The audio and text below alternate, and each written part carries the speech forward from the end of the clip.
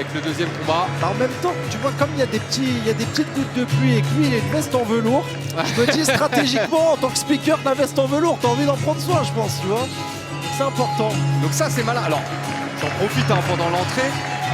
C'est pas la première fois que des événements de MMA sont organisés dans des stades. Et ce problème de la pluie, c'est un problème que d'autres organisations ont déjà rencontré. Et alors il y en a qui bâchent complètement les stades. C'est arrivé pour l'UFC qui avait organisé à Abu Dhabi, je crois il y a quelques années de ça, avec Anderson Silva en tête d'affiche contre Demian Maia. Ils avaient mis une grande bâche en fait qui couvrait une partie à l'autre du stade. On a eu ça également au KSW.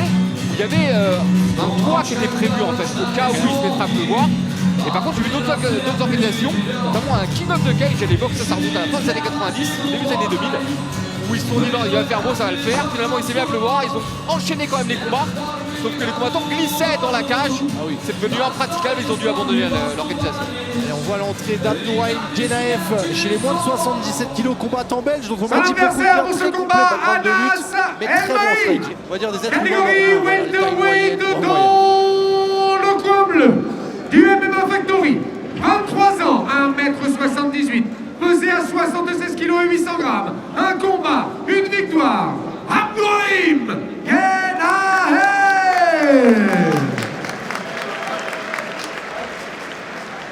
Dans le coin rouge de la team Rennes Combat Association, âgé de 20 ans, mesurant 1m80, a été pesé à 76 kg et 100 grammes. Il a 3 combats, 2 victoires et 1 défaite.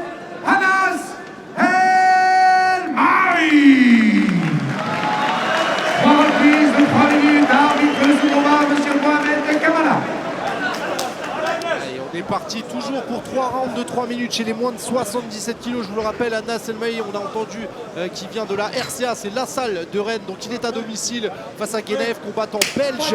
Première reprise. Ils sont prêts et c'est parti pour 3 rounds de 3 minutes. On rappelle 3 manières de s'imposer. On peut terminer le combat avant la limite, même en amateur, sur un KO ou sur une soumission, tant que c'est des soumissions autorisées. On n'a pas le droit aux soumissions qui sont en dehors de l'axe sur les articulations. Et puis après, sinon, c'est à peu près les mêmes règles. C'est le même critère pour juger chacun des rounds. On prend le dégât comme critère numéro 1. Là, pour l'instant, ça commence pas mal pour Anas Elmaï qui est en tenue bleue. Avec un bon middle qui est passé, calf kick là pour son adversaire. Les combinaisons qui sont un peu courtes pour l'instant. Une bonne lecture de Genaev sur les retraits. Alors ça c'est intéressant, regardez, on a 2 combattants amateurs face à face et pourtant voilà, il y a une phase d'observation, on est que sur un round de 3 minutes malgré tout. Ouais. T'as pas trop le temps d'observer normalement. Ouais, normalement il se jette dessus dès les premières secondes, et ça travaille bien en ligne en plus. C'est pas mal. Il y a des retraits remises comme on dit. Tu sais, quand tu recules le buste pour remettre avec l'élan. Et comme tu lui as dit, Sacha, un profil plutôt striker du côté de Genaev. Et ça sent d'ailleurs dans son attitude, mais son adversaire également. Ouais, mais pourtant, Anas Elmaï, à l'époque, il faisait beaucoup de luttes, il luttait énormément, beaucoup de takedowns, des contrôles. Il trouve qu'il a pris goût au striking, comme tu dis souvent, les lutteurs, ils aiment bien, quand ils se rendent compte qu'ils tapent fort, taper. Bon, maintenant, ils viennent de commencer aussi, donc c'est facile de... Après, je trouve ces coups de pied très déliés. Ça part vite, ça touche à chaque fois. Ça n'a pas l'air d'être visible pour son adversaire en tout cas, puisqu'il les prend en plein, clairement. Petite différence avec le MMA Pro, c'est la taille des gants encore une fois. Donc non seulement ça vous empêche de vraiment tendre les doigts pour pouvoir mettre les doigts dans les yeux, donc ça limite beaucoup ce genre de problème. Mais à côté de ça, ces gros gants vous permettent de vous protéger un peu plus parce que vous prenez des coups. Tu veux bien me le dire. En fait, si on considère que les gants pro c'est des taille 4, ça serait quoi, taille 8, quelque chose comme ça? Plutôt 6, non? 6. Je sais pas, parce que les gants de kick c'est du 10. Non, on va 6, 8 par là. En fait, ça, moi je dirais 6. Ouais, attention, là il y a un bon crochet de Genaev. Le travail en middle qui est pas mal du tout. On vous rappelle, un tapé au corps, ça vient directement diminuer l'énergie de l'adversaire. Le genou avec tout l'élan qu'il a pris là, ça a dû faire du dégât. C'est très très propre. Et en fait, ce qui est intéressant aussi pour son adversaire, c'est que si à un moment il réalise que debout il ne trouve pas de solution, il a l'option de venir coller ou d'essayer d'amener le combat au sol. C'est du MMA, vous avez le droit de combattre dans toutes les distances.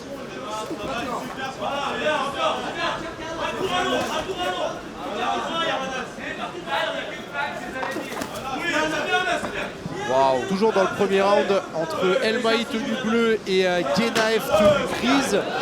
Oh, le high kick, attention, il a perdu l'équilibre. C'est un adversaire qui n'a pas cherché à en profiter. Donc il veut rester sur une phase de striking. Oh, Ouais. un bon crochet là. Il est bon hein, avec le bras Il est arrière. bien rentré. Et regardez, c'est pas mal hein, comment il fait. Il se désaxe cette bravo du crochet au corps et il monte à la tête derrière.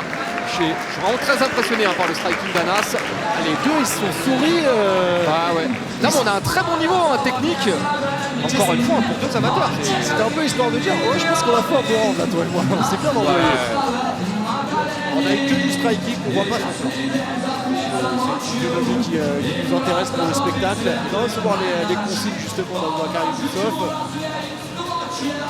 Pour Anas El-Mahi.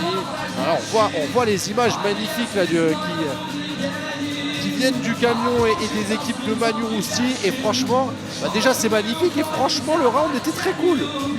Ah ouais. On a eu que du combat debout. Hein. Ils n'ont même pas cherché une seule fois à venir au corps à corps. Donc là, au niveau des règles, c'est un combat kickboxing. Hein, qu'on a eu. Ouais, Clairement. on est clairement Ah, là. parce qu'il n'y a pas de coude. Ah ouais, ça aussi on n'a pas précisé. Oui, Attends, il n'y a pas de coude. Hein. Et pas le droit au coup de genou à la tête aussi. On a le droit au coup de genou au corps, mais pas à la tête. Important ouais, de repréciser ces petites subtilités. J'avoue que je ne saurais pas dire qui a pris le premier round parce que c'était un beau round que j'ai apprécié et j'ai pas vu vraiment quelqu'un prendre le dessus. Bah, il y a eu des belles choses. Moi je dirais Anas quand même. Parce que globalement, il était quand même plus propre, plus précis dans son travail debout. Maintenant, attention, ça veut rien dire. Hein. C'est pas parce qu'on lui donne le premier round qu'il a gagné le combat tout de suite. Loin de là. Il reste encore 2 rounds. Il faut finir le travail derrière, c'est Et important. Et ce qui est amusant, c'est que voilà, donc dans le MMA amateur, c'est un peu comme le MMA pro, les combats sont scorés round après round. Donc les juges là ont remis leur score sur le premier round. Ouais. Ils vont remettre leur score à la fin du deuxième round. Ils ne peuvent pas revenir dessus à la fin du troisième round si on n'a pas eu de finish. Eh ben, la décision interviendra. Au one, ce qui est différent, c'est qu'un combattant peut gagner les 2 premiers rounds, même la quasi-intégralité du troisième round, mais si sur la fin il se fait renverser et qu'il est sur le point de perdre, eh ben les arbitres, les juges vont donner son adversaire gagnant.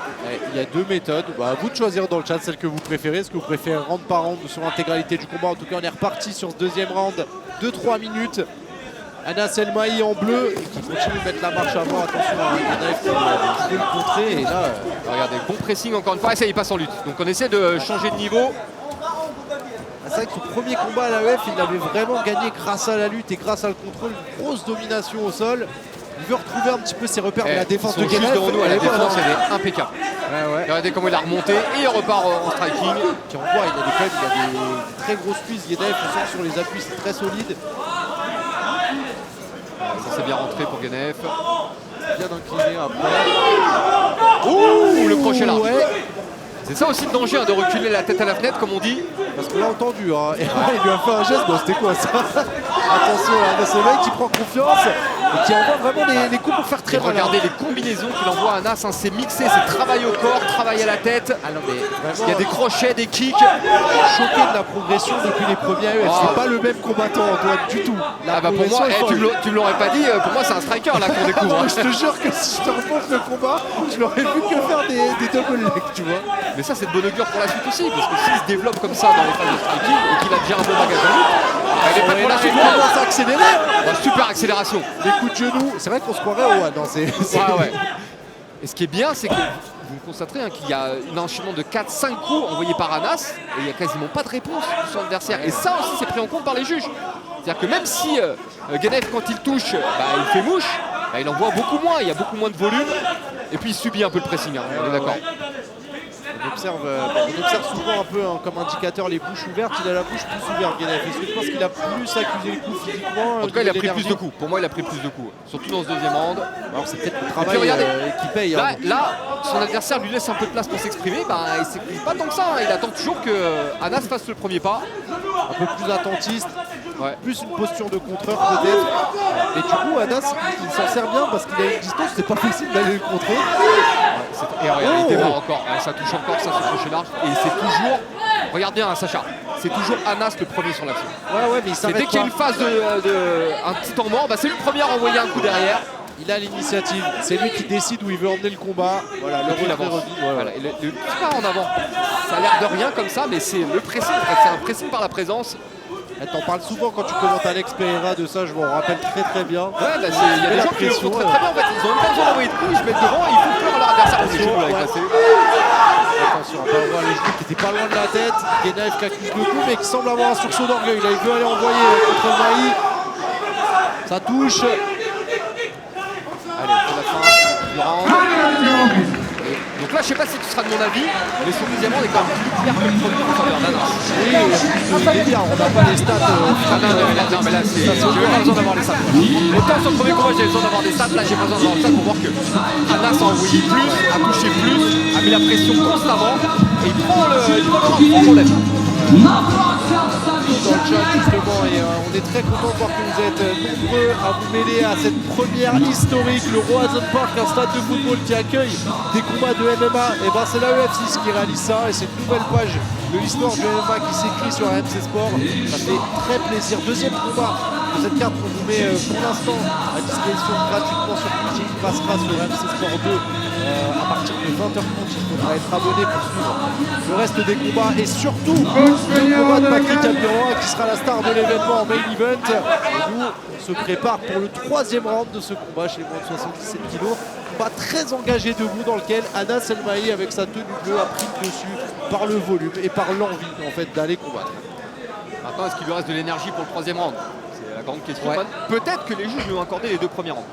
Dans ce cas-là, il a juste à gérer le troisième round et il gagnerait par décision. Pas trop prendre de risques, rester dans une attitude de combat quand même. Maintenant, ce qui est intéressant, c'est Troisième et dernière reprise. qui parfois s'impose très rapidement dès le premier round. Le fait de faire 3 rounds, ça fait du temps de cage, comme on dit. C'est de l'expérience. Et puis là, si on se met du côté de Guenev, par contre, on est peut-être dos au mur et on est peut-être obligé de finir le combat en tentant d'aller le tout pour le tout avec un KO ou une soumission. Mais voilà, ce qui m'étonne encore chez Guenev, c'est qu'il n'a pas essayé de changer de stratégie. On a vu Anas tenter quelque chose de différent dans le deuxième round, mais lui non, il est resté sur le même schéma et pourtant dans le deuxième round, il était dominé. D'ailleurs, il continue d'être dominé debout. Regardez, il y a plus de coups qui touchent pour Anas. On disait que Guenev reste pas mais qu'il préférait vraiment le striking, ça s'illustre tout à fait dans le combat. Ils s'en est pas servi, ils s'en est servi plutôt de manière défensive jusqu'à présent. Waouh, ça c'est bien rentré. Il a stoppé avec son jab là. On l'entend, les impacts avec ses gants plus rembourrés en amateur, c'est pas le même bruit. On sent que c'est un petit peu plus creux, ça fait de la résonance, c'est différent. Hein, ce que ça... Comme je vous disais qu'on peut se protéger des gants. Regardez, il s'est caché dans ses gants, il a pris 2 crochets à Anas, il n'a rien dit. 2 crochets au combat. Ouais, ça c'est pas mal aussi, mais on échange. Ah ouais. Voilà, et là il trouve le bon angle, Elmahi, attention. Waouh. Il commence à toucher franchement. Et il a un bon coup d'œil pour retirer sa tête, remettre derrière. Il ne pas dans les jabs. Il n'était pas striker. Mais je t'assure, mais vraiment. Je fais confiance au chat. Le chat qui était avec moi sur les anciens meufs, rappelez-vous d'Anas Elmahi, on faisait me dire qu'il était sur un striking comme ça avant. Moi, je ne voyais pas comme ça.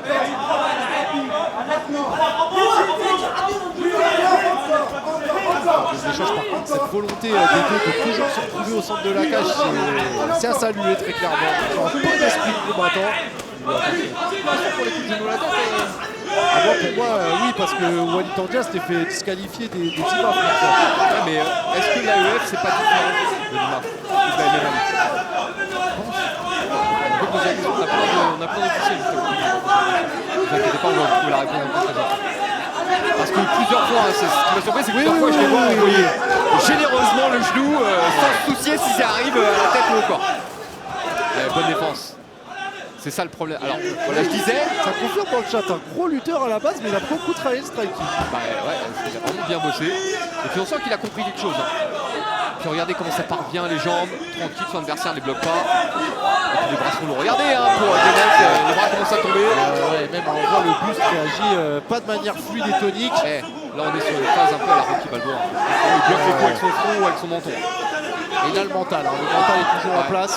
Il nous reste le travail au corps. secondes. Je vous le disais, le travail au corps, ça paye. À force, on arrive au troisième round. Regardez, la bouche grande ouverte. Là ça va être dur et là il est le dos à la cage. Donc c'est là où c'est le moment où ça peut être très très dur même. Elmahi qui en plus il est encore frais, ça se voit. Il peut encore prendre des coups, etc. Donc il peut prendre des risques. Alors qu'il met déjà au round. Ah non mais là il est en train de lui rouler dessus. Il veut Ça devient terminer très le dur combat. là pour Guenev. Anas Elmahi, attention. Tentative de takedown qui sera vu de trop loin. Et C'est ça comme un toréador. vraiment, il a esquivé. Hop, reste sur le côté. Magnifique. Je passe. Magnifique combat entre Anas Elmahi et Guenev là-dessus. Vraiment, félicitations. On peut mettre des GG dans le chat s'il vous plaît pour les deux parce que là c'était un très très bon combat auquel on a eu droit gratuitement sur Twitch. Toujours en bord de cage avec Antoine Simon. Le Roazhon Park de la ville de Rennes. Ça commence à se calmer vite fait sur la pluie. J'espère qu'on aura un petit retour du soleil quand même, tout à l'heure. Ça s'est bien rempli derrière nous, on voit. Ah ouais. Ah oui. Ah là c'est quelque chose, ouais. Tout le monde alors, généralement, les gens se déplacent vers le bas et essaient d'être au plus près de la cage. Là, pour une fois, tous les gens se sont mis un peu vers le haut. On s'éloigne parce que justement, il y a la pluie qui dérange sur les premiers rangs. Ils peuvent tout voir sur le grand écran et avoir la vue sur la cage. Donc là, il y a 2 points qui sont à utiliser, mais c'est assez impressionnant. Ouais, c'est la première étape, hein, bien sûr. Premier événement dans un stade. J'imagine que la prochaine étape, ce sera le stade rempli. J'espère, ouais, ça pourrait être cool. D'ailleurs, Est déclaré vainqueur à l'unanimité, le coin rouge, Anas